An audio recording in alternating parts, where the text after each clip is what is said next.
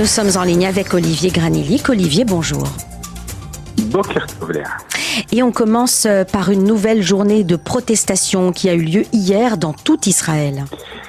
Oui, cette fois-ci, le mot d'ordre était la journée de l'égalité. Les manifestants contre le gouvernement et notamment ceux appartenant au mouvement de réservistes Achim Laneshek et les frères d'armes ont placé leur journée de mobilisation sous le signe de la loi d'enrôlement des orthodoxes à l'armée. La réforme judiciaire est toujours présente dans les slogans, mais ils ont voulu surtout indiquer que leur combat ne se limite pas à cela. Une manifestation a également été organisée devant la résidence présidentielle à Jérusalem, qui a réuni environ 300 personnes, résidence présidentielle, où, je vous le rappelle, on continue de se réunir et se tiennent les pourparlers pour arriver à un compromis justement sur cette réforme judiciaire. Et puis quelques milliers de manifestants ont bloqué aussi les axes routiers principaux dans le centre du pays. Terrorisme à présent, Olivier, il y a eu une attaque à l'arme blanche hier, près de la ville de Naplouse.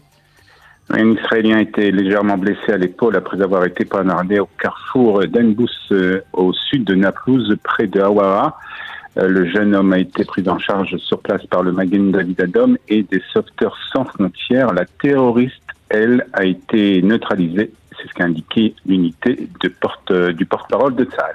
Et cette attaque terroriste est intervenue quelques heures après une opération des forces israéliennes à Naplouse, au cours de laquelle les terroristes à l'origine du meurtre de Léa, Maya et Irina Di, le 7 avril dernier, ont été tués. Oui, cette opération s'est déroulée au cœur de la Kasbah de Naplouse, où les terroristes avaient trouvé refuge.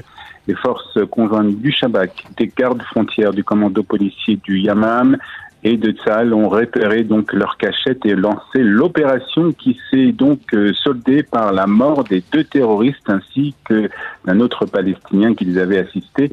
Le ministre de la Défense, Yoav Gallant, a exprimé sa grande admiration aux forces de sécurité pour l'élimination du groupe terroriste.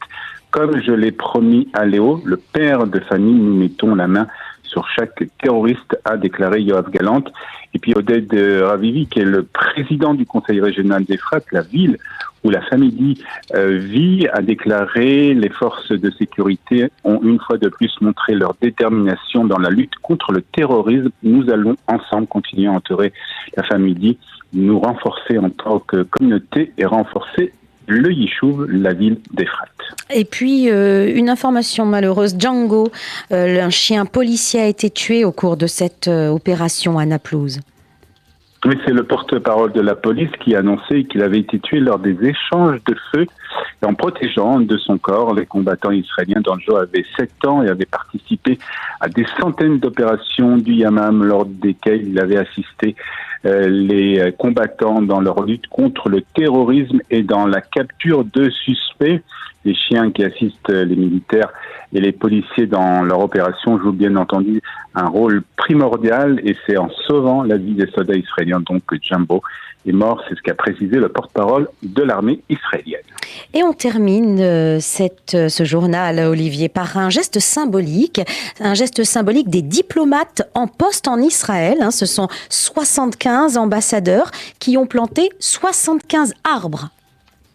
Oui, c'est bien entendu à l'occasion du 75e anniversaire de l'État d'Israël. C'est une initiative conjointe du ministère des Affaires étrangères et du KKL qui a donné lieu à une cérémonie à Jérusalem, cérémonie qui a été présidée par Eli Cohen, le ministre des Affaires étrangères, et par la présidente du KKL, Ifat Ovadia Loski, qui ont accueilli plusieurs ambassadeurs, dont ceux des États-Unis, d'Allemagne, d'Italie, du Brésil, du Mexique, du Nigeria, d'Inde, du Japon, du Bahreïn. Le but de la plantation d'arbres était bien entendu de souligner la relation profonde et la coopération entre l'État d'Israël et le corps diplomatique représentant différents pays. Au-delà de leur aspect symbolique, les arbres plantés aideront bien entendu à préserver et à développer Israël en créant un environnement fertile et durable.